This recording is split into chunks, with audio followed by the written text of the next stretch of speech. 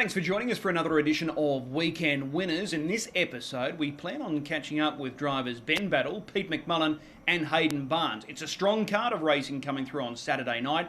8 races and action gets underway at 5:42.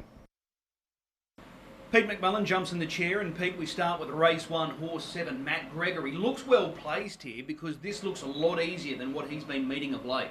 Yeah, definitely. Obviously, he's been racing some of the best horses in the country of late, and this week, the gate's certainly no help. He's sort of outside the front there. It's going to be a big ask, but and a full field, which sort of means there's a lot more horses to beat. But if we can get a nice spot up close and handy, they'll certainly know he's there.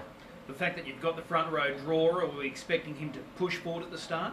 Yeah, I think so. With the big field, if you sort of get too far back, there's a lot of horses to come around, and it sort of makes it mission impossible. So, I think we've got to try and get forward. Otherwise, he's going to be, mission impossible.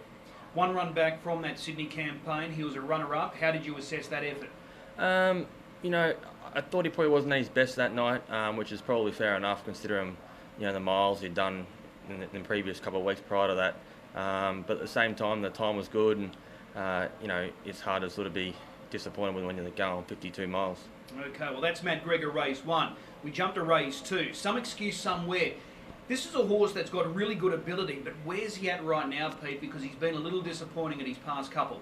Yeah, it'd be lovely if we could sort of get inside the head, because you're right, he's a horse that's got a lot of speed, and he can sort of carry that speed a very long way. But this campaign, he's just probably been a little bit hit and miss. One week I think I got him, and he can be really good. The next week he's a little disappointing. So trying to work out exactly where he is hard to know. But if he's on song, he can certainly run a sleek mile. Are you hopeful of a better effort this weekend? I am.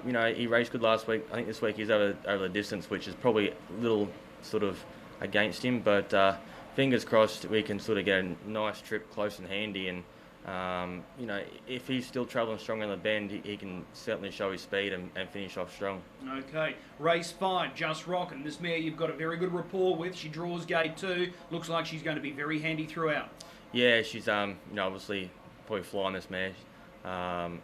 Form's pretty good, especially at Redcliffe. It's sort of really good, but she took that to Albion there a few weeks back, and drawn in nice and close, which suits her, which she can sort of be up nice and handy and really sort of make it a survival of the fittest, which she tends to do, and usually she finishes off on top when she does that.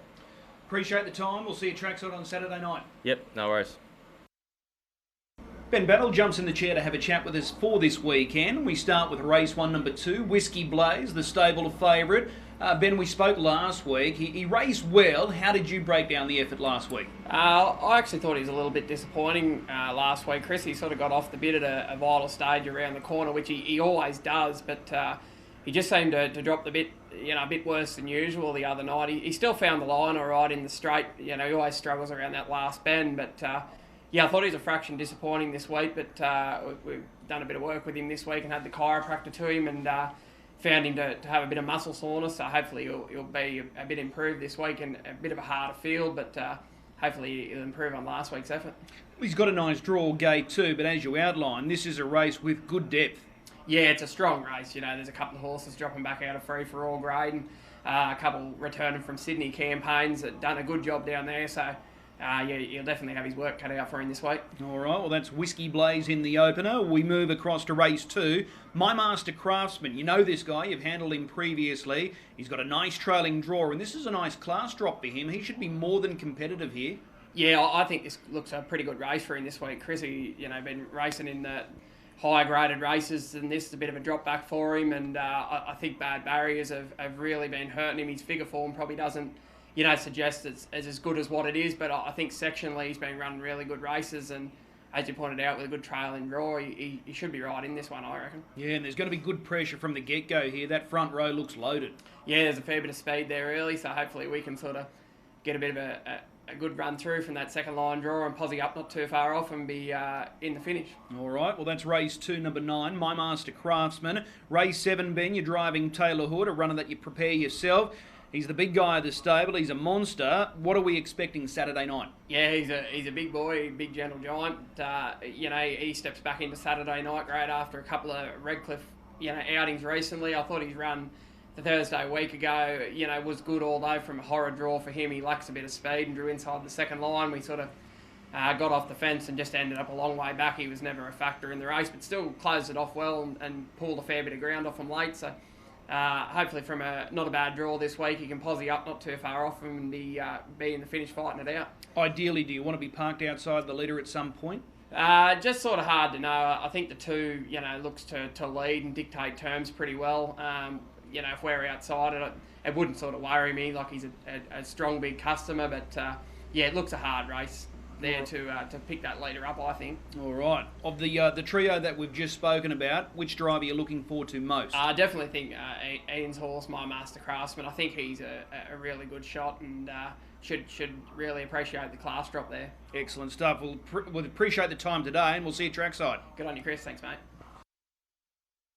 Hayden Barnes now jumps in the hot seat to talk about his drives on Saturday night. And Hayden, we start with Glenferrie Hood. This is a horse that you're no stranger to, and he finds himself well graded here, but it is a tough gate. The outside of the second row, how do you see this unfolding? Yeah, it is a tough gate. He's been racing quite good, and his run last week was really good, and his closing sectionals were quite good as well. So if he gets a good enough trip there, and he's definitely in for a shot in this race. Do you plan on being aggressive with him early? Do you want him into the action quickly?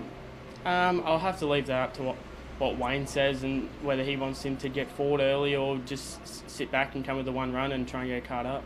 Just looking at this race on paper, there looks to be a bit of pressure off that front row, so a genuine tempo is going to be expected here. Yeah, it is, and that should help us. So if they're going to run that even tempo, then we're better off sitting back there and coming with one run. Okay, that's race 1, Glenferrie Hood. We skip over to race 5 now. So Cool Master. This guy looks good. He's come up from New South Wales. His couple of local runs have been eye-catching, and the run last week when second was terrific. Do you like his chances? Yeah, I do. His run last week was really good. He's going to be better for that this weekend, and he's got that nice trail and draw again. So if he settles close enough, he's going to be right there. Again, are you banking on genuine early tempo here just to sort of bring him into the race late? Yeah, I am. I'm hoping they run hard like they did last week, and off what it looks like, there should be a fair bit of speed there again. Yeah, just on that run last week, his sectionals were very good, so he's well up to winning this race. He is. He just needs to get out probably a little bit more earlier than what he did last week. He seems to not have a lot of speed there, so he's better off winding up. Okay, well that's So Cool Master in race 5. The last on Saturday night, Living Grand. You know this guy, you're the regular driver. Small field suits, distance suits. How do you rate his chances? Yeah, I like his chances. He raced really good last week still, and even though he got left in the chair, still a strong speed set out throughout, and small field and 2100 this week's really going to help us. Are you going to be pushing forward? Yeah, I'm aggressive every week on this guy, so plan A is always go forward and plan B is the same. So yeah, we'll be pressing forward and hopefully find the front. All right, 3 good chances there on Saturday night. Of the trio, what's the pick of them? It's hard to say actually. They're all racing really good, and a couple of them have poor draws, so it's hard to pick which one they actually like. Okay, well, we'll wait and see. Appreciate the time today. We'll see you trackside. Yep, thank you. Looking for a good gamble this Saturday night? I think we go with last week's unlucky runner. We all saw her. She was most unlucky, climbing all over their backs in the home straight, coming up with race 6, number 2, Hot Flush. This mare finds herself in a very winnable race, and I think we go again with race 6, number 2, Hot Flush as our best bet. If you are having a gamble this weekend, please do so responsibly.